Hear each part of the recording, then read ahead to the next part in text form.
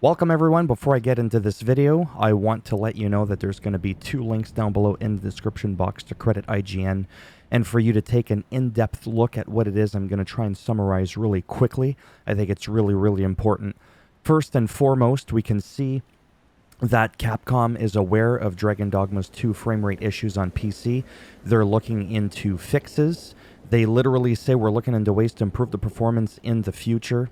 Even with like a high-end PC, like a 3080 or a 4090, the game is struggling to hit and maintain 60 FPS even on high settings, and it is absolutely insane. But at one point, senior editor of IGN, Mark Medina, said that he actually had to switch from PS5 to PC because he was getting motion sickness from the inconsistent frame rate issues.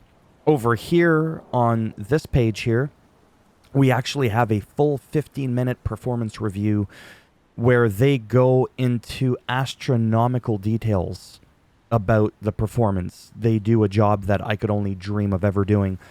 This video is just for me to rant and bring to your awareness that this is a thing in case you're not aware of it. So down here, we have all 3 consoles. That's Series S, X, and PS5.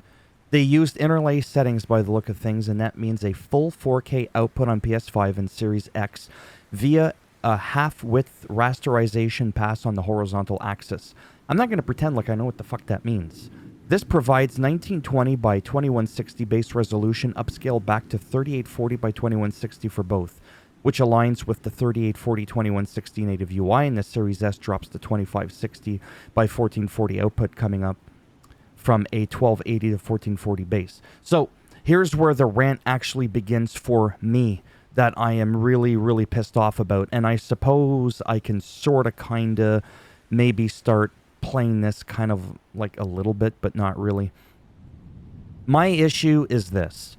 Why are we making this game that clearly can't handle modern technology with flip-flopping FPS all over the place? Why are we forcing the ray tracing on console and the high resolution output? I just don't understand.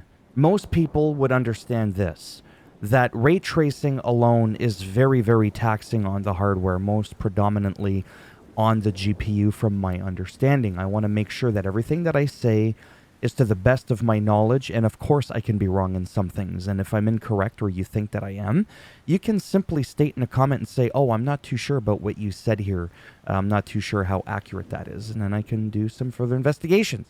I just want to make that clear that I'm not claiming to know it all here. I just don't understand the ray tracing being forced. Again, if you look at a recent game that came out, Final Fantasy VII Rebirth, it's a good-looking game, in my opinion. Maybe not as good-looking as this one, especially considering how the graphics are just cranked up. What just happened to that NPC will happen to you if you give this video a thumbs down, by the way. But there is a performance option on console for either quality or performance, and the performance locks it at 60. The graphics are a little bit more, you know, somewhat blurry-ish, not as sharp. Naturally, they got to cut corners somewhere, but they achieve it, and I'm able to choose what I want for my poison. This whole 4K thing is starting to drive me up the fucking walls, because honestly, it's overkill. We're not there yet. Every time I've ever bashed 4K, I've always had the trolls come out of the woodwork saying, bruh, you just gotta learn to suck an extra to get some money so that you can afford your broke-ass a computer that can handle 4K. Wrong. 1080p ultra settings with HDR will trump 4K inconsistent 20 to 30 FPS on just high settings. Here we can see the setting, as a matter of fact, on PC. Okay? Ray tracing off in this case, you were able to do it, and there's an image slider, quality slider. You can have anti-aliasing, ambient occlusion on or off.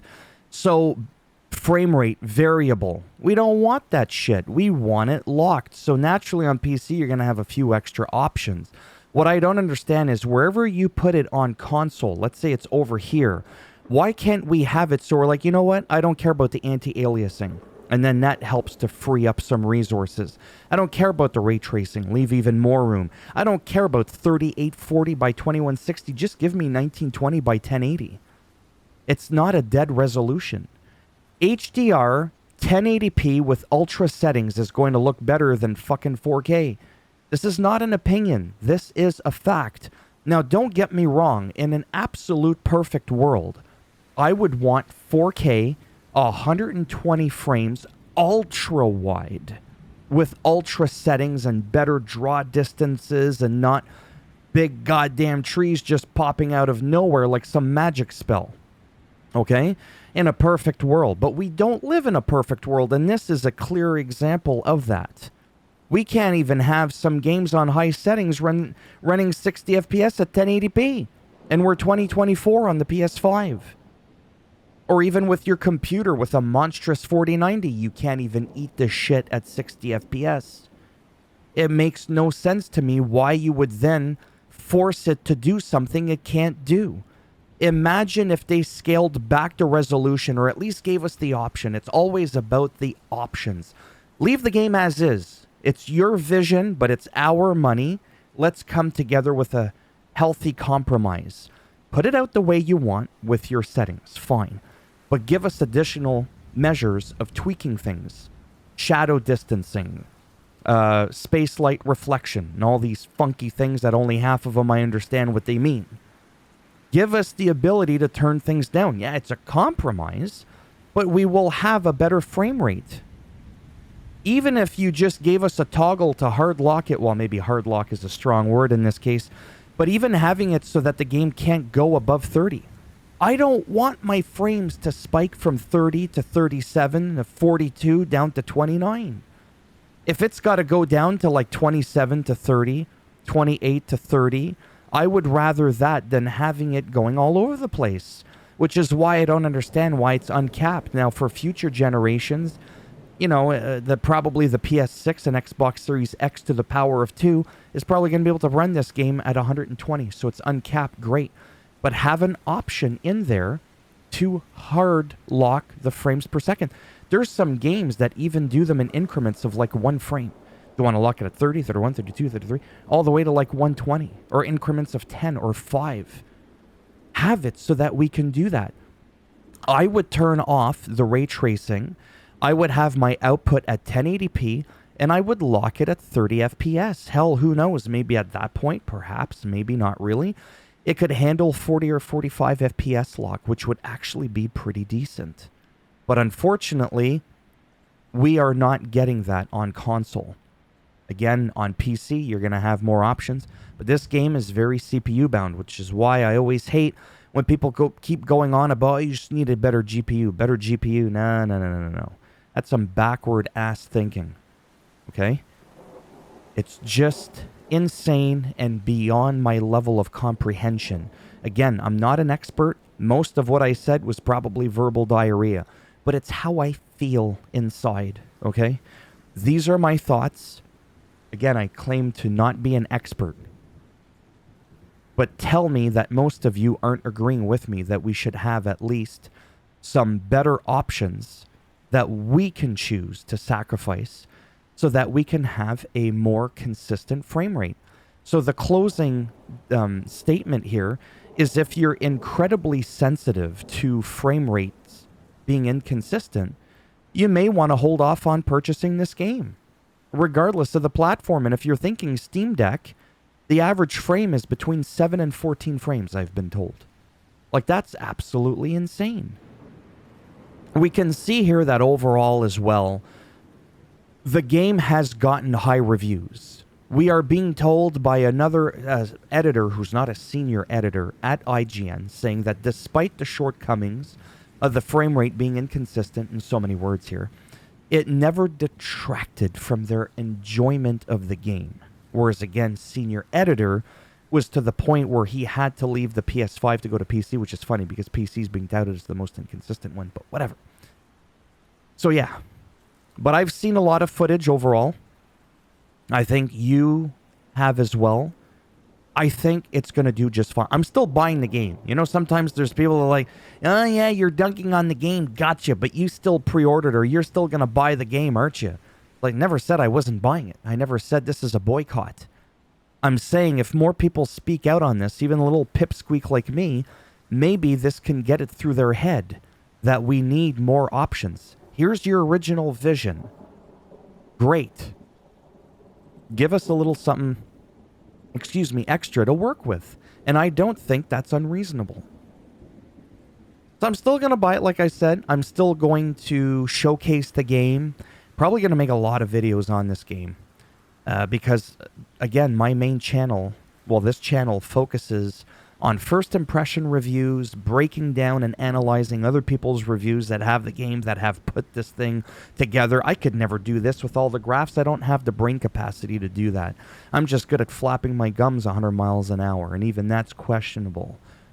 I'm very passionate about gaming, and my goal is to, like, if I can help one person potentially save themselves the money or reassure themselves that, you know what, no, I think I feel more confident about my purchase despite the shortcomings. It's not like this thing's getting bombed here ridiculously. This is not Cyberpunk 2077.